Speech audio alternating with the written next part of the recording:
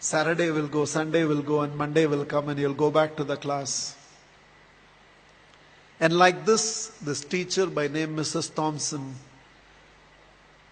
entered the class for the first time. And she had this habit of starting her class by saying, "Love you all." But she knew she was lying because she could not feel that love for one of the students in the class who was very unkept, untidy. And there was nothing in the child that drew attention from Mrs. Thompson. She was little indifferent to the child. She picked him for every negative example and ignored him for all the positive reasons.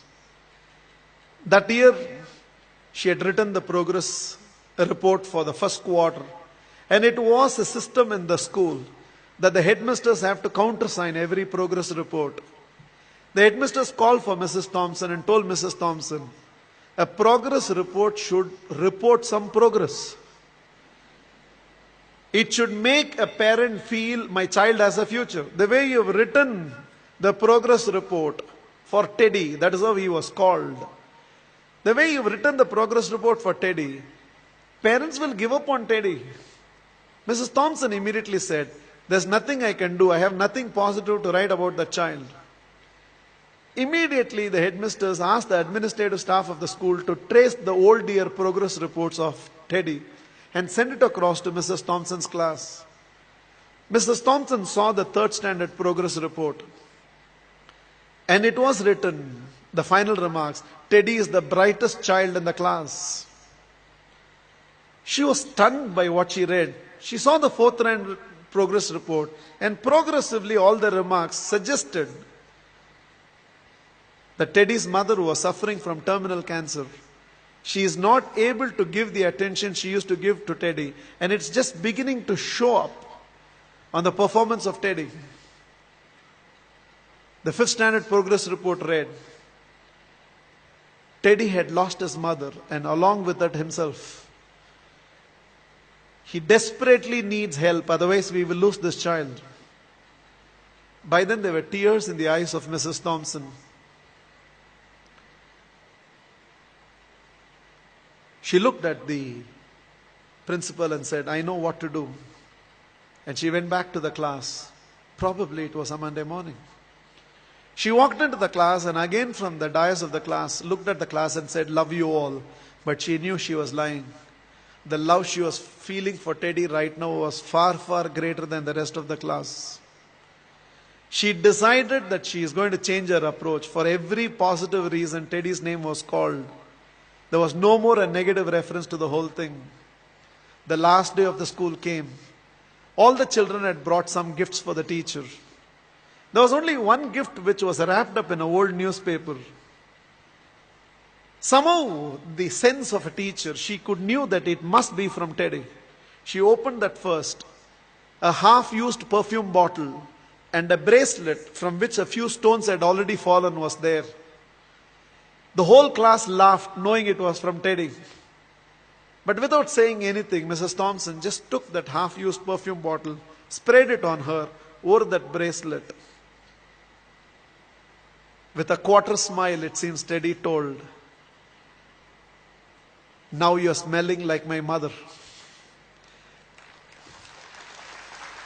This is the last perfume that she used before she left me. And this is what was removed from her body before she was taken into the coffin. 1 year later, end of the school, end of the year, there was a letter on Mrs. Thompson's table. I have seen few more teachers, but you're still the best teacher I've ever seen. With love, Teddy. Every year till the end of the year, Mrs. Thompson used to get this letter from Teddy. I've seen few more teachers, but you're the best teacher I've ever seen, Teddy. Years rolled by, they lost contact. Somewhere an agent traced Mrs. Thompson, who had retired by now, and handed over a letter. And the letter was signed, Dr. Theodore, PhD. Teddy had gone on to become a PhD. And the letter read, I have seen many more people in life, Mrs. Thompson, This is your Teddy. You're still the best teacher I've ever seen. I'm getting married, and I cannot dream of getting married without your presence. Along with that enclosed were to and fro flight tickets. Mrs. Thompson couldn't resist. She no more had the perfume bottle, but she still preserved the bracelet. She wore that and went to the church. She was trying to sit in the last row, but volunteers identified and ushered her right to the front row. And right in the front row, there was a seat with a placard written, Mother. Theodore personally asked Mrs. Thompson to sit in the chair and whispered, "You are the closest to my mother that I've ever experienced. And whatever I am today, it's because of you, ma'am." The wedding happened, and after the wedding, Theodore introduced Mrs. Thompson to his newly wedded wife. Without her, I wouldn't be where I am today. There were tears in Theodore's eyes.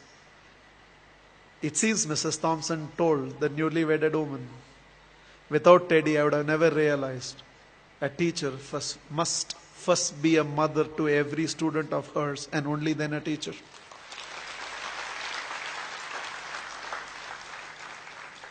This is just my request to all of you. There is a Teddy sitting in your class.